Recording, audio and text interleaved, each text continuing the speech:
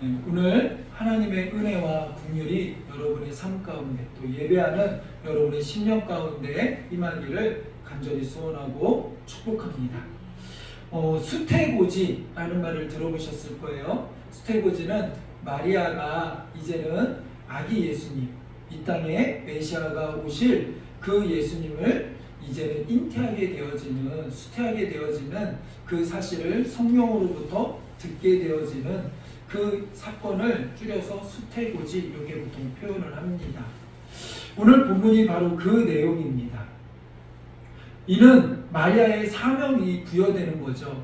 하나님께서 마리아에게 이제는 너의 사명은 아기 예수님, 이 땅에 우리를 구원하실 그 메시아를 이 땅에 보내실 것인데, 그 메시아가 성육신하실 것인데 그때 바로 마리아의 몸을 통하여 너를 통하여 이 일을 이루실 것이라는 하나님의 뜻이고, 그 뜻을 위하여 마리아야 너가 이 일을 감당해야겠다라는 마리아의 사명을 주시는 그런 부르심의 사건이기도 합니다. 그런데 성경을 우리가 읽다 보면 때때로 하나님의 뜻을 위하여 그 시대마다 하나님이 필요한 사람을 부르시고 세우시고 그에게 사명을 주시고 그 일들을 감당할 수 있도록 하시지요. 이것을 우리는 콜링이라고도 하고 보통 비전이라고 이야기도 하고 사명 이렇게도 표현을 합니다. 이와 같이 때로는 하나님이 오늘날에는 누구를 부르실까요? 우리를 부르시죠. 오늘 우리가 이 자리에 서 있는데 우리들에게도 하나님이 어떻게 해요? 부르시고 사명을 주신다라는 사실을 여러분 꼭 기억하시기 바랍니다. 이미 성경의 시대에 많은 인물들은 하나님께 부름받았고 쓰임받았고 시간의 흐름에 따라 이제는 또한 사라지고 또 다른 이들이 세움받고 쓰임받아요. 오늘 이 시대 가운데는 하나님께서 누구를 그럼 부르시겠어요? 이 시대의 흐름 가운데 있는 바로 우리들을 부르시고 우리들에게 하나님이 사명을 주셨다라는 거예요. 그것은 분명한 사실입니다. 목사님 나는 그거 잘 모르겠는데요. 아직 못 깨달은 것 뿐이지 하나님은 우리에게 분명하게 부르신 이유가 있고 그 하나님의 뜻대로 선하게 우리를 사용하실 줄로 믿습니다. 그것이 바로 사명이에요. 사명. 그 사명을 우리가 깨닫기를 원하고 그 사명을 감당하기 위하여 우리가 믿음으로 또한 말씀을 따라 잘 나아가는 우리들이 되어지기를 간절히 소원하고 축복합니다. 오늘은 이 마리아가 사명을 받은 이 사건을 통하여 우리에게 주신 그 사명도 같이 한번 되돌아볼 수 있는 시간이 되기를 원합니다. 자, 하나님께서는 마리아를 부르시는데 그냥 우연히 갑자기 이렇게 부르지 않으셨어요. 얼떨결에 부르지 않으셨다라는 거예요. 하나님께서는 왜 마리아를 부르셨을까요? 그리고 마리아를 어떻게 부르셨을까요? 왜 마리아여야 됐을까요? 이거는 철저한 하나님의 계획과 섭리 가운데 있게 되어지는 거죠. 오늘 보면 하나님께서는 마리아를 뭐라고 얘기하냐면 오늘 말씀을 보면 이렇게 표현합니다. 27절에 다윗의 자손 요셉이라는 사람과 약혼한 처녀에게 이르니 그 처녀의 이름은 마리아라 이렇게 표현합니다. 그러니까 왜 마리아가 선택되었어요? 이 당시 결혼을 준비하는 여인도 많았고 이 당시 많은 여인들이 또한 갈릴리에 살지 않았겠습니까? 근데 그 중에 왜 마리아여야 될까요? 왜 마리아가 선택되었습니까? 그 이유는 오늘 27절을 통해서 정확히 알 수 있어요. 다윗의 자손 요셉이라는 사람이 있는데 이 사람과 약혼한 처녀가 있다. 여기서 표현되어지는 용어들을 잘 보세요. 다윗의 자손, 처녀.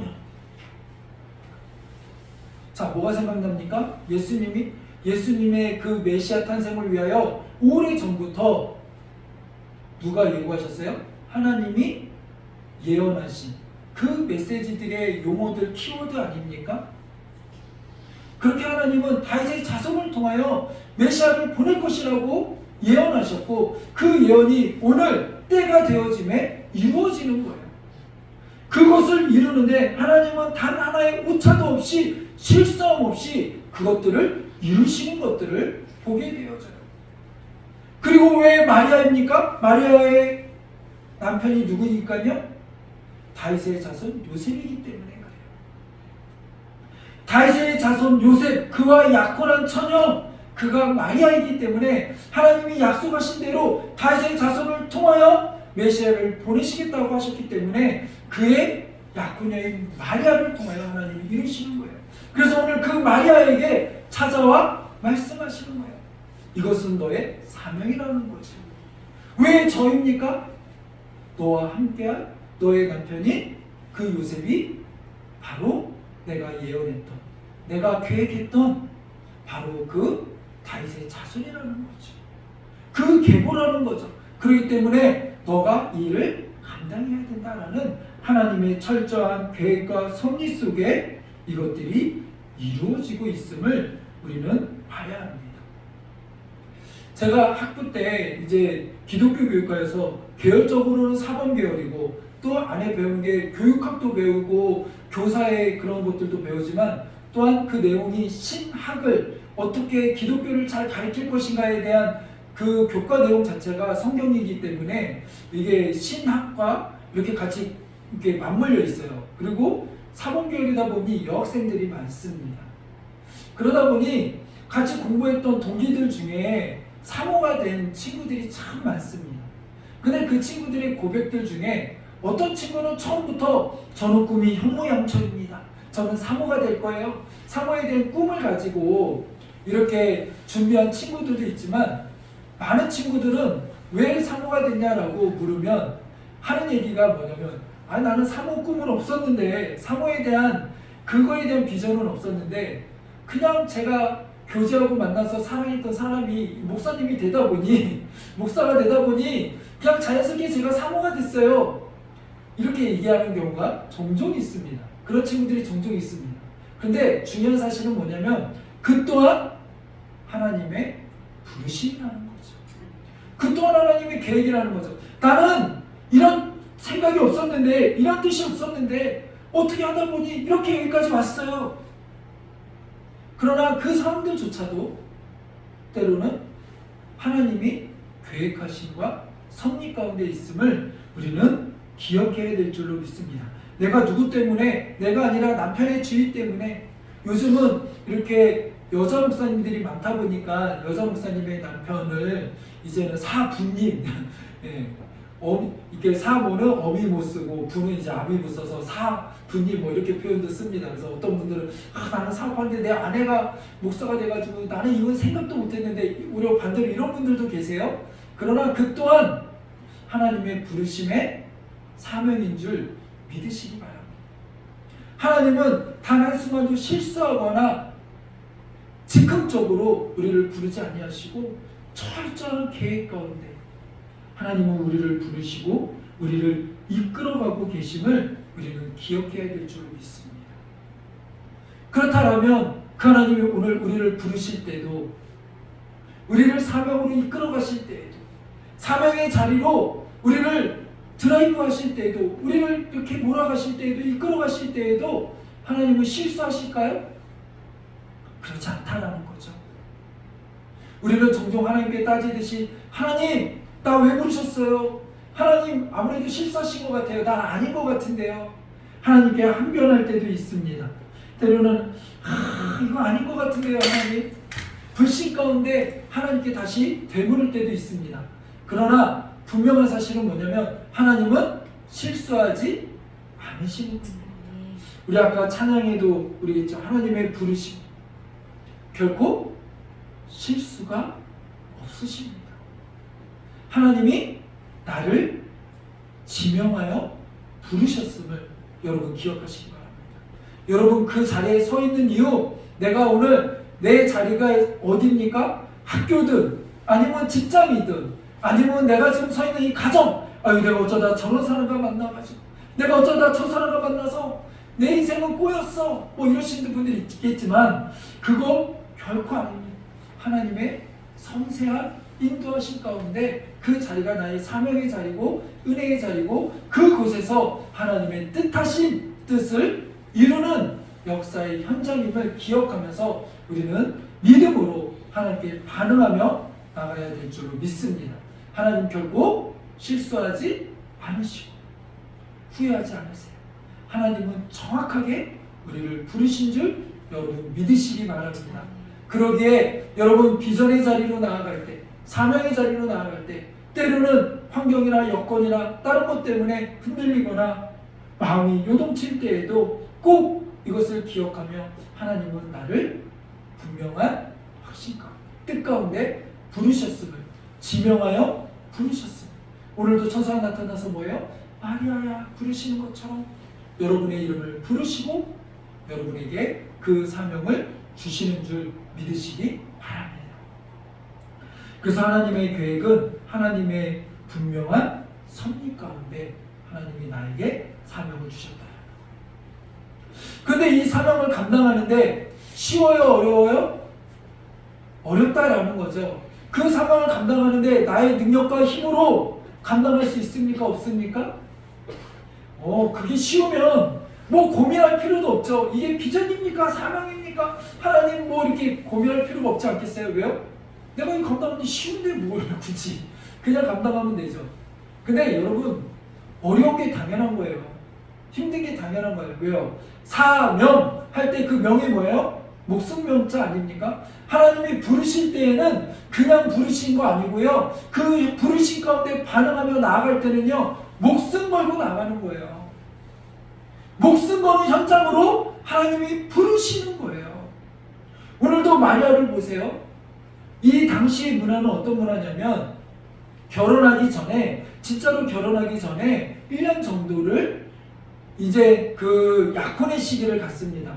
그래서 이 1년 동안은 결혼을 거룩하게 준비하는 시간이에요.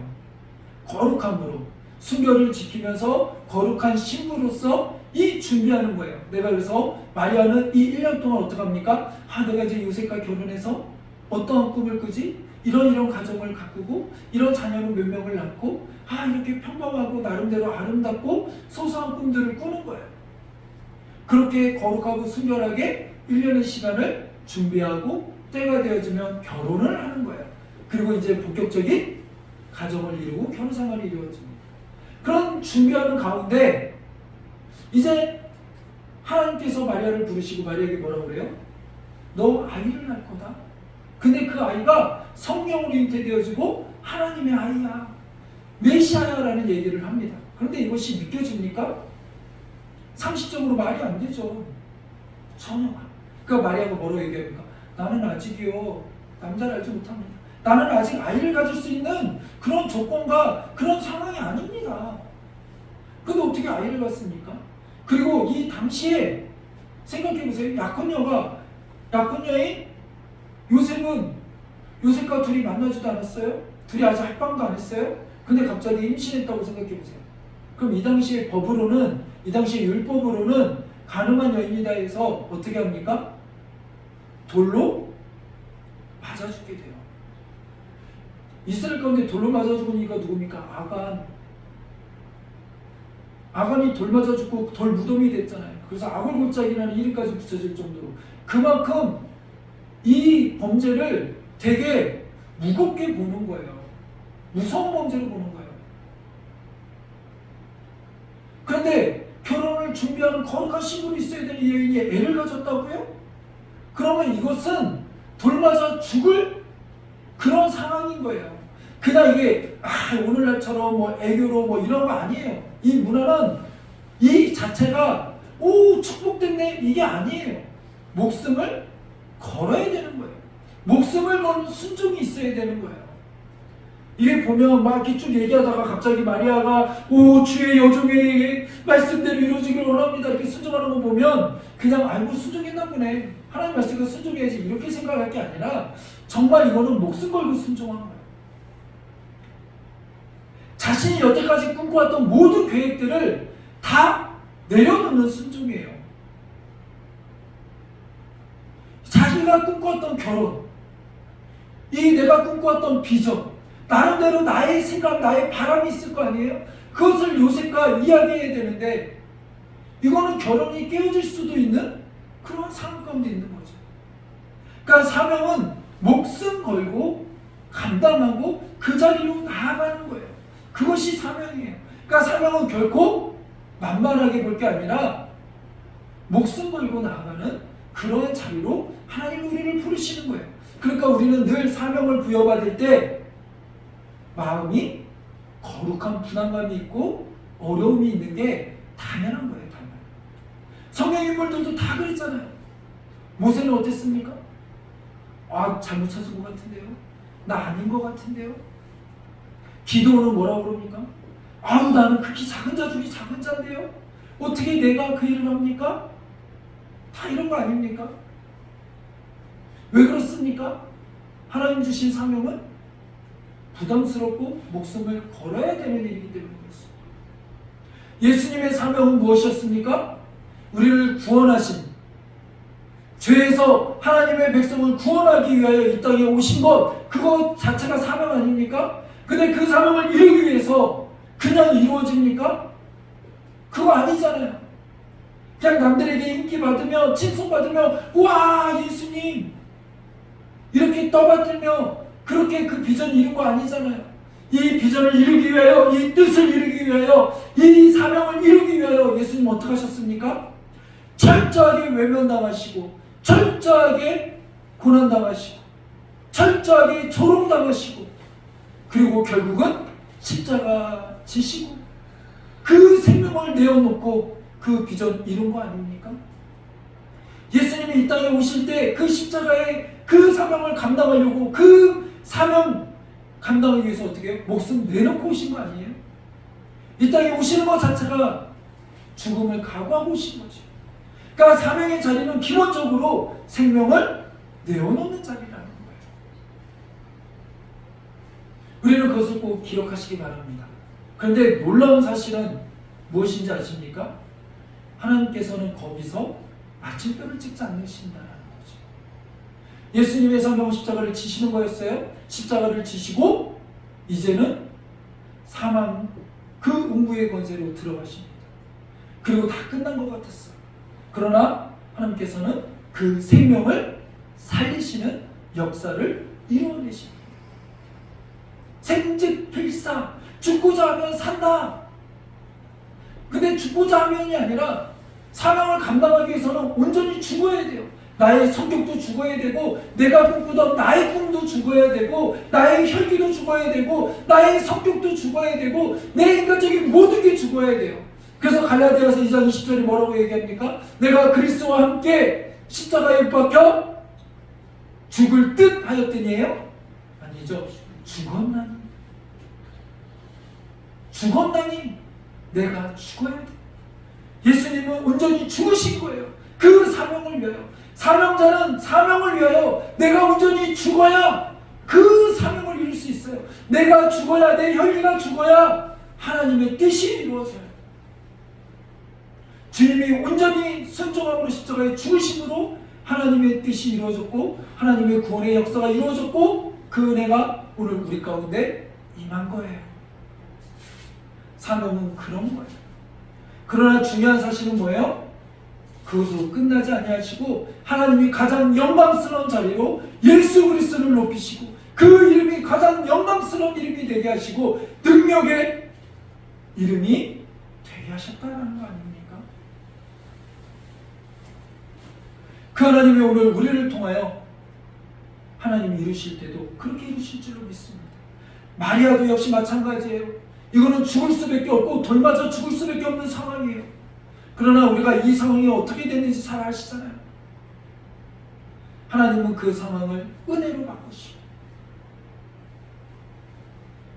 요셉에게 현몽하여 이 모든 상황을 다 함께 감당할 수 있도록 긍휼과 은혜를 베푸시는 하나님. 오늘 그 하나님이 우리의 하나님인 줄을 믿으시기 바랍니다. 마리아에게 임한 그 사명은 목숨을 걸어야 돼요.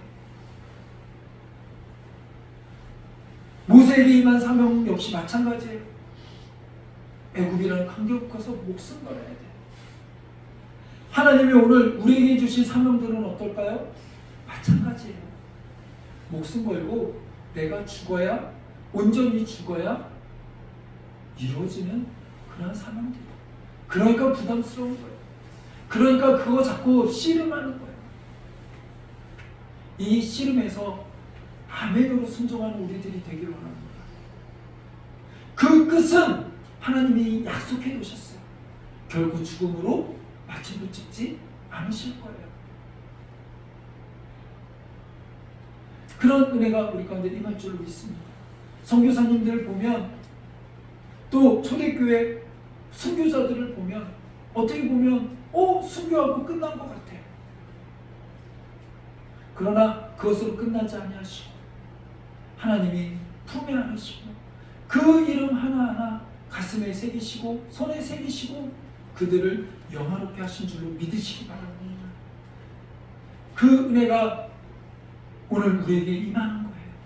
오늘 그 은혜가 우리 안에 있는 거예요. 하나님이 그렇게 우리를 부르신 거예요.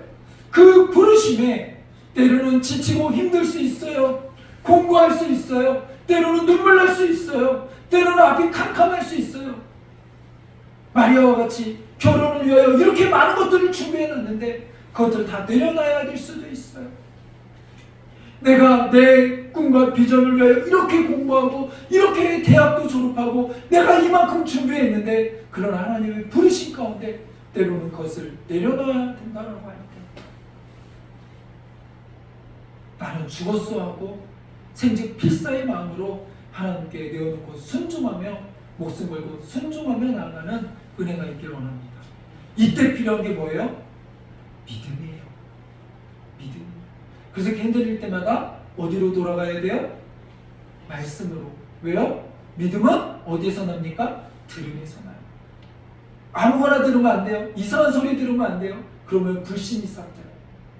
자꾸 말리는 시누이가 더 밉다고 자꾸 옆에서 자꾸 이상한 소리하고 마음을 뒤흔드는 세상 사람들 사탄의 소리에 그 틈에 넘어가면 안 돼요. 무릇 지킬 만한 것 중에 마음을 지킬 수 있도록 우리는 그럴 때마다 더 세상의 귀를 닫고 어디로 돌아가요? 말씀으로 돌아가서 믿음으로 승리하는 우리들이 되기를 간절히 소원합니다. 하나님이 우리에게 사명을 주셨으면 하나님 그런 건 아니에요. 너 혼자 그래 잘해봐라. 너 혼자 목숨 걸고 어디 죽어봐라. 어디 죽도록 고생해봐라. 이렇게 나몰라라 하시는 하나님 아니에요. 오늘 말씀에도 보면 이렇게 마리아를 목숨 걸고 그 사명의 자리로 부르신 하나님께서 이제는 어떻게 하십니까? 하나님의 전능하심으로 하나님의 능력으로 마리아를 돌보시고 온전히 그것들을 이루시는 것들을 보게 되어집니다. 37절에 보니까 이렇게 얘기합니다. 대저 하나님의 모든 말씀은 능하지 못하심이 없느니라. 자, 이게 무슨 말이에요? 마리아가 사명을 받았어요. 너 이제 처녀로서 네가 아이를 낳을 건데 그 아이는 이 세상의 모든 죄를 구원할 메시아이다. 예수 그리스도를 낳게 할 것이다. 이게 어떻게 가능합니까? 어떻게 이게 가능합니까? 이거는 불가능한 일입니다. 라고 이야기하니까 천사가 뭐라고 얘기합니까? 불가능하지 않아. 생명은 누구의 손에 있어요? 하나님 손에 있다. 이 세상을 누가 창조하셨니? 하나님이 창조하셨잖아. 그러면서 친히 예를 보여주십니다. 너 못 믿겠지? 야 돌아가. 너 진짜 엘리사벳 있지? 거기에 애기 못 낳아서 옛날부터 기도했잖아. 근데 어때? 그에게는 이미 생명이 끊어졌고 그는 아이를 낳을 수 없어. 근데 그가 벌써 임신한 지 6개월이 되었다. 그것을 알려주는 거예요. 그래서 처음 26절에 시작할 때도 여섯째 달에, 이 말하는 여섯째 딸이 누구예요? 요한을 임신한 엘리사벳이 생명을 잉태할 수 없는 상황 가운데 생명을 잉태했다는 거 아닙니까? 그것을 알려주는 거예요. 그것을 보여주는 거예요. 생명은 누구 손에 있다? 하나님 손에 있다. 아브라함에게도 보여줬던 거 아닙니까? 생명은 하나님 손에 있어. 그러니까 자기가 할 수 있는 것을 할 수 있을 때 온갖 혈기와 온갖 장계를 다 동원해서 했는데 결국은 그가 아니다. 그리고 결국은 그가 할 수 있는 모든 것이 끊어지고 이제 다 끝났어 라고 할 때 하나님은 그 상황을 역전시키시고 그 상황 속에서 말씀대로 생명을 잉태하게 하시잖아요. 하나님이 사랑하시는, 예수님이 사랑하시는 나사로도 어때요? 병들어 죽게 되었는데 이제는 온전히 모든 상황이 끝나고 죽게 되어진 그 상황 속에 하나님은 찾아오셔서 아무도 기대할 수 없는, 아무도 생각지 못했던 그 상황을 반전시키시잖아요. 죽음의 권세를 깨어버리고 이제는 생명이 하나님의 손 안에 있음을 보여주시잖아요. 이건 하나의 예시고 가장 확실한, 분명한 그러한 팩트가 무엇입니까? 예수님이 부활하셨죠. 어떻게 그게 가능합니까? 모든 소망이 끊어진 제자들 다 집으로 돌아가고 이제는 다시 본업으로 돌아가고 그런 제자들 가운데 이제는 부활하셔서 그 제자들에게 말씀하시는 거 아닙니까? 하나님에게는 능력이 없음을 보여주시는 거 아닙니까? 죽은 자도 살리시는 그 능력, 생명은 온전히 하나님께 있음을 알려주시는 거 아닙니까? 이제는 그것을 보고 느끼고 깨달은 제자들이 온전히 그 사명을 가지고 복음의 십자가를 가지고 이제는 세계 열방을 향하여 하나님이 가라는 그곳을 향하여 나아가 복음을 증거하며 생명의 역사를 이루는 거 아닙니까? 이게 어떻게 가능합니까? 그들의 능력으로 가능합니까? 아니요! 그들의 능력이 아니고 하나님의 전능하신 능력으로 가능하기 때문에 이게 되는 거예요. 그러니까 하나님은 우리를 부르실 때 내 능력 보고 부르시는 거 아니고 내 능력으로 하라고 너 혼자 잘해보라고 등 떠미시는 거 아니고 하나님 나를 부르셨을 때는 그 자리가 목숨을 걸어야 되는 현장이지만 그것을 영화롭게 바꾸실 수 있는 능력은 누구에게 있습니까? 하나님께 있는 거예요. 하나님이 하시는 거예요. 그러니까 아멘으로 그것을 믿는 믿음으로 순종하는 이들에게 그 역사를 경험하는 거고 그 역사를 보는 거예요. 광야는 힘들고 어려웠지만 광야에 있던 이들은 무엇을 경험합니까? 길을 내고 길을 인도하시는 하나님을 경험해요. 만나와 메추라기를 매일같이 먹여주시는 그 하나님을 경험해요. 어디 있을 때요? 광야에 있습니다.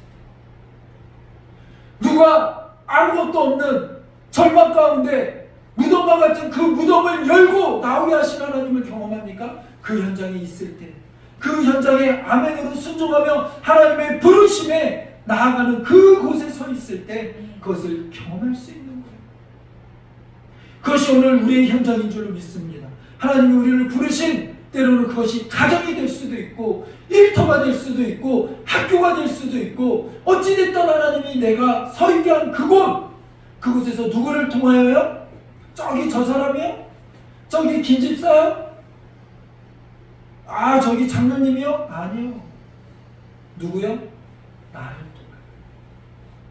누구를 통하여? 나를 통하여. 하나님 그 일들을 이루실 줄로 믿습니다. 꼭 기억하십시오. 내가 하는 거 아니에요.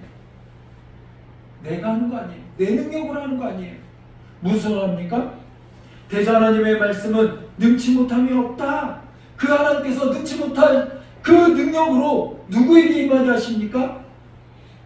자 35절 천사가 대답하여 이르되 성령이 내게 임하시고 지극히 높으신 이의 능력이 너를 덮으시니라. 어떻게 마리아에게 이와 같은 일들이 일어날 수 있습니까? 천사가 분명하게 하나님의 뜻을 선포하잖아요. 뭐라고요? 성령이 내게 임하시고 지극히 높으신 이의 능력이 너를 덮으시면 예수님께서 제자들을 파송하실 때 뭐라고 얘기하십니까? 성령이 너에게 임하시면 하나님의 권능이 너희 가운데 임하면 너희가 복음을 증거하고 제자를 삼고 세계 열방 가운데 나아갈 수 있다. 그 사명 감당할 수 있다. 이거 아니에요? 똑같은 맥락 아닙니까? 어떻게 내가 이 일을 감당합니까? 내가 어떻게 이 사명을 감당합니까? 나에게 어떻게 이와 같은 일이 벌어집니까? 답은 하나예요. 성령이 내게 임하시고 지극히 높으신 이의 능력이 너를 덮으시면